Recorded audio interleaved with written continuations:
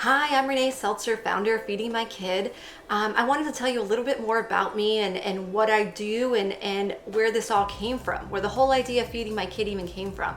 So I'm a mom of twins. They just turned 2. I have a little boy and a little girl, and one of them had really bad reflux. The other one was colicky, and I even brought in a lactation specialist when I was nursing him, and I realized he doesn't really look like he was eating very well. And we had all these troubles. So my experience and my passion for feeding my kid and really to help came from my own trials and troubles. So through the first year and a half of their life, I really struggled to feed them. One of them ended up having a jaw weakness, and the other one had really bad reflux.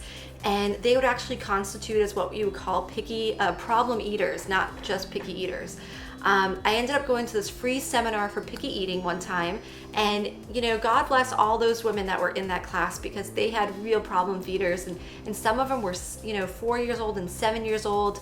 One of the 4-year-olds and the mom of the 4-year-olds, he only drank smoothies. He wouldn't actually eat anything. So at 4, he never ate any solid food. He just drank smoothies.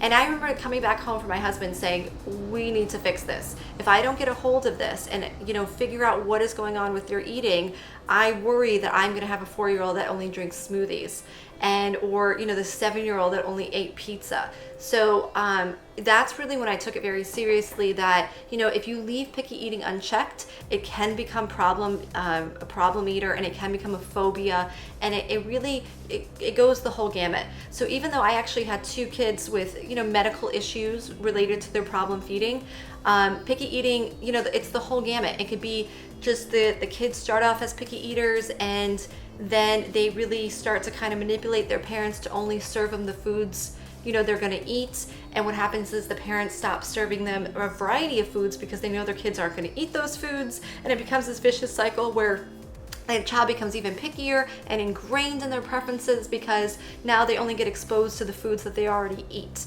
So what I want to do is just introduce myself, really kind of tell you where I came from, my background with my own kids, and say that I've done a lot of research, I've heard a lot of stories, I've asked different moms and parents to share their ordeals that they've had with their kids. And what I wanted to do is just set up Feeding My Kid in such a way that I make it easier for you.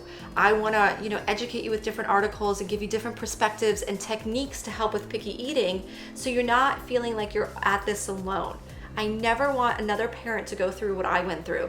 I felt so alone and tortured, and 3 times a day I had to figure out what these kids were going to eat. I was being a short order cook. I would make each of them 6 different things because I just desperately wanted them to eat something, and it was 6 different things, right? So now I'm making 12 things, and I was driving myself crazy, and I was doing everything that I found out maybe I shouldn't be doing through my research and through seeing occupational therapists and feeding specialists and pediatricians and a little bit of everybody through this whole process.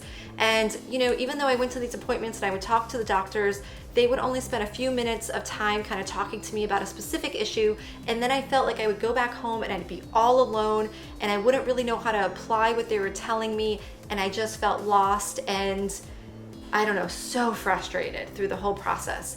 So that's really where it came from. I want to encourage all of you to ask questions, help each other. So this isn't just coming from me all the time. I really want you to say, hey, this worked for my family, or I tried this, I think I could have done it a little bit differently, so we could all truly learn from each other.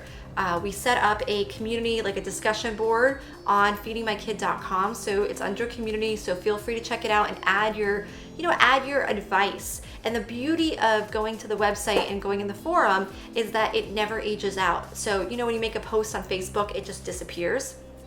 A few days later, this is going to stay. So, once everybody adds in all their comments about protein or constipation or whatever the topic is, then it's going to stay there, and you could read other people's advice a month from now or 6 months from now when it's pertinent to you. So that's really the wonder and the great thing of having those discussion boards. But ask questions and share your advice and make comments on the articles, so that way, other people can learn from your experiences. And I look forward to chatting with all of you. So thanks so much. Please subscribe to our YouTube channel to get weekly updates, and follow us on Facebook and Twitter and Instagram. And we look forward to being a part of the conversation. Thanks so much. Bye.